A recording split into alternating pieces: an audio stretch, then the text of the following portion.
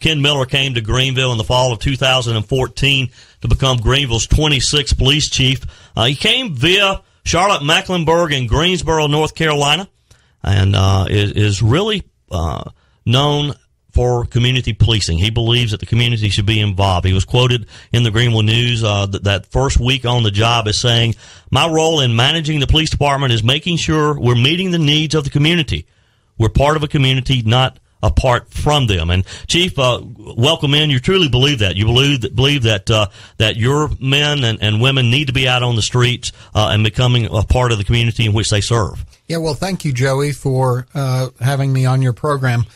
I do believe that, and I believe also that the safest communities are the ones where police and community are working together to ensure that everybody is safe, that we're all taking our part in ensuring that we're not going to be victimized and that our neighbors won't be victimized. So you have to work in collaboration with the community, and a number of service providers and businesses throughout our community do that. I'm glad to say in the coming weeks we're going to be visited by the chief. We're calling it, we're going to call it a minute with Miller, but then we realize that there's not such a thing as just a minute with Miller. It's going to be minutes with Miller, because we have lots to talk about, Chief, and we got a little intro here for you. I'm Greenville Police Chief Ken Miller. Going to be checking in weekly with Chief Miller, so let's just jump in here. Like so many areas, one of the things that we're seeing here in the upstate, and unfortunately is one of the things that the upstate leads the state in, as I understand, is the impact of the opioid crisis. We hear a lot about this, but give us a 30,000-foot view of what the opioid crisis looks like here in Greenville and what that means.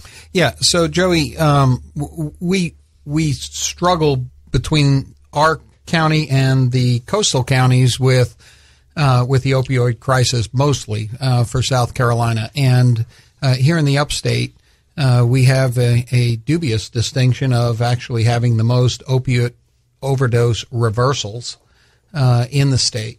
We are the most populous county, and we have the most reversals and not the highest overdose fatal rate or fatality rate for the state, because we are equipped. EMS, fire personnel, and police and sheriff's personnel are equipped with the life-saving drug naloxone. And so we've administered that 710 times, actually more than 710 times between the three first responders to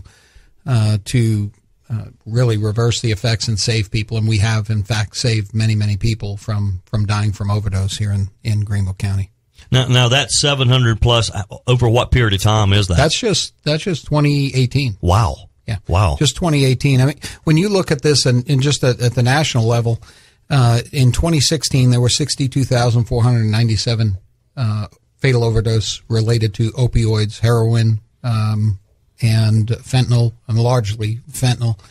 In 2017, that increased to 70,237. So we're still on the upswing with this epidemic. And if you put that in comparison to anything, put it on all of Vietnam, there were 58,220 casualties. And so in 2 years alone, we've more than doubled the casualty rate of the 10-plus years of Vietnam War. And, so what's the answer? So there are a lot of there are a lot of things we can do, but I will tell you that we need to change behavior, and that behavior begins from the pharmaceutical companies through our physicians that are prescribing, how we manage prescriptions. But we have to focus, and this is what we do in policing when we look at problems that are affecting our community. We look at prevention, intervention, and enforcement. A lot of folks, enforcement is kind of our lane, but we find ourselves into the prevention and intervention partnerships because they're so important to our communities. Because if all we do is enforcement, we basically criminalize most behavior and criminalize our communities.